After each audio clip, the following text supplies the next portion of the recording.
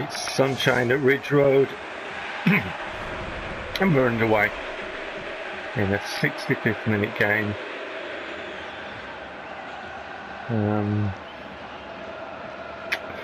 Team used, for what it's worth, Van der Hart, who's really up for the game, in goal, Bullen at right back,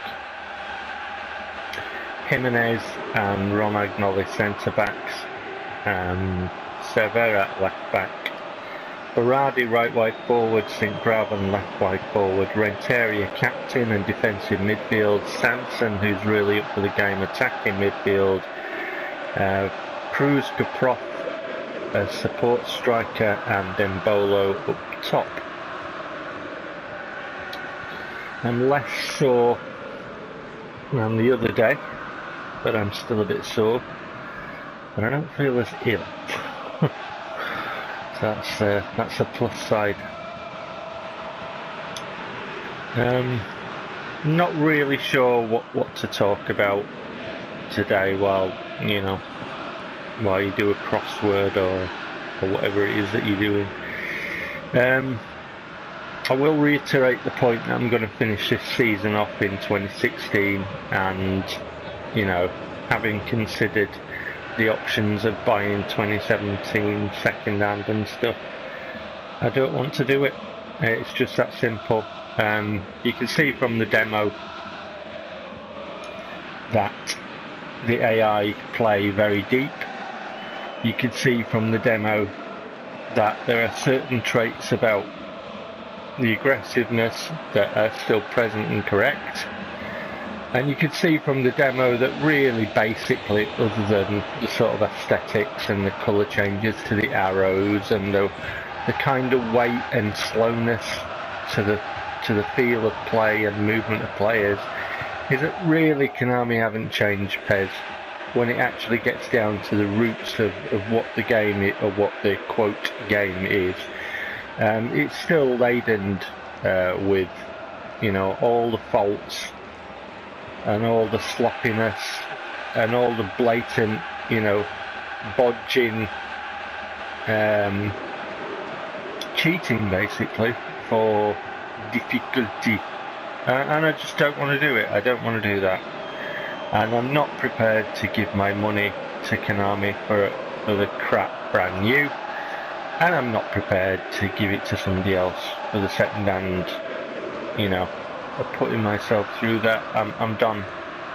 I'm done with it. So I'll finish off this season, and as I said, I'll go through the reviews. I'll go through different reviews. I can still pull them off the internet.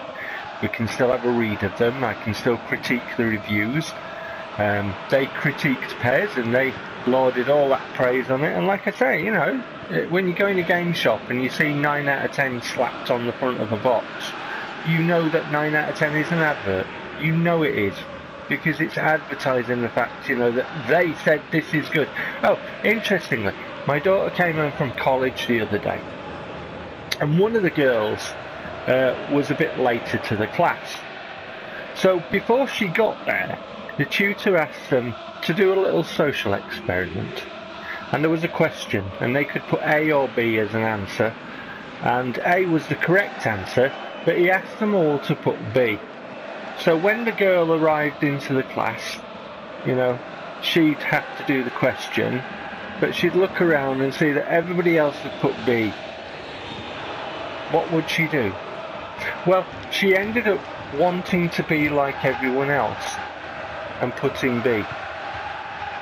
She was informed that it was a social experiment, and she understood what she'd done, because she actually put A, she had put the correct answer, rubbed it out, and then put B. She wanted to be like everybody else. And in that social experiment, I was reminded of reviews and scores, 9 out of 10. And YouTubers, people want to be like everybody else. And I suspect that's why I'm, one of the few. I think there are other YouTubers who do this, but I'm one of the few. There aren't many others who actually say, hang about, look at this is shit. I think all the others, in that social experiment type of way, want to be included with everybody else. And blanketly, that is how customers are. That is how we are, that is our psychology, that is how we are as human beings. More often than not, we want to be included in the group. And that, exactly that, is what they prey on when they want your cash. Now that is something to think about. Here we go, second half and a 65th minute thing. So let's get the ball rolling all the way back to the keeper.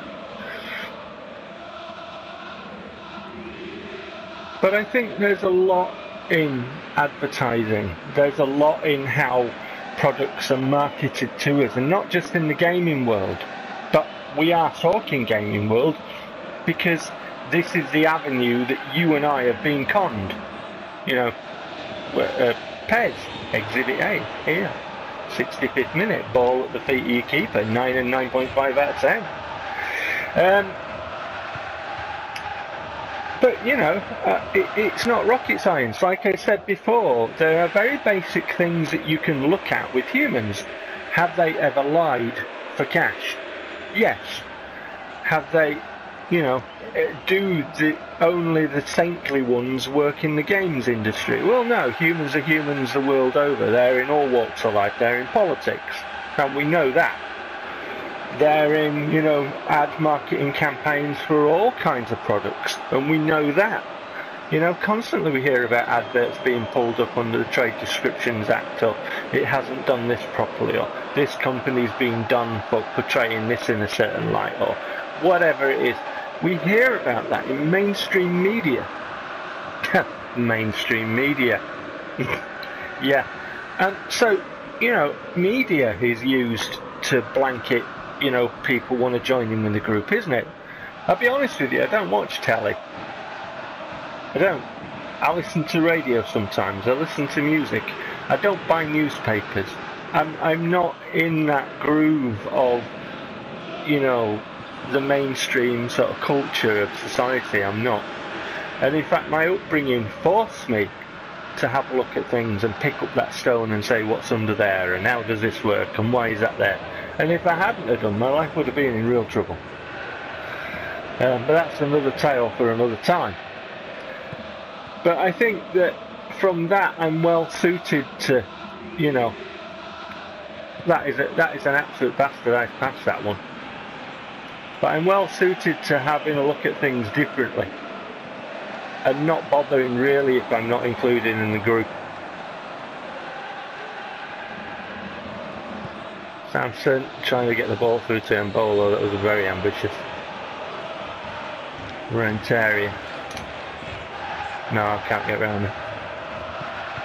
I had the option to play the ball onto the wing, then perhaps I should have taken that. I thought, you know, maybe if the opposition are doing that thing where their defence goes away, we might be able to drift into that little hole, that little space, and offer a shot or something. So there, I think Graven runs it out of play. Number 18, number 10, number 3. I've made changes. I've taken off Berardi. I've put on Caballos. I've taken off Cervera. I've put on Feltazinho. And I've taken off Cruz Caprop. And that's got to be a foul, Mr. Referee. And he says no. And instead of Cruz Caprop, I've put on the...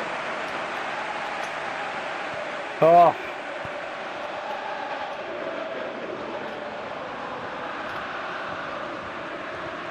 Overly aggressive.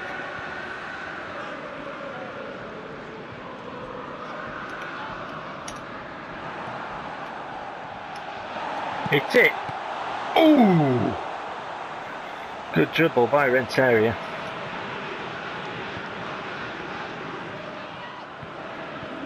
And once again, I know my players have done sod all really, but it's about experience points. You know, if you're getting 65th minute matches, you have to afford your players an opportunity.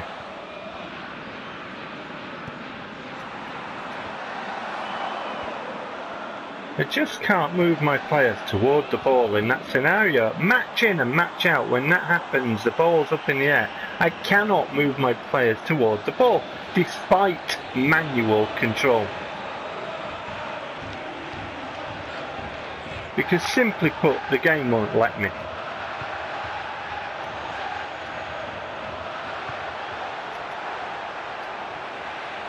He's cancelled the pass. He's cancelled the pass. The game has cancelled the pass. I cannot get the ball away.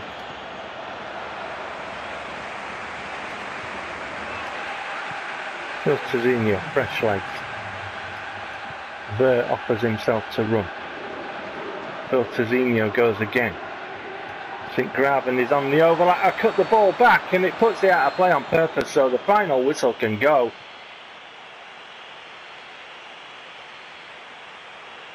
Well, there you go, 9 and 9.5 out of 10. And in that, you know, wanting to be with the group, people spent their cash. And YouTubers decided not to point out what was wrong with it, not to show it exactly how it is, but, you know, to make money on the thing. And people decided to, you know, say that those who were pointing out the faults were silly because they want to be with the group. Human psychology.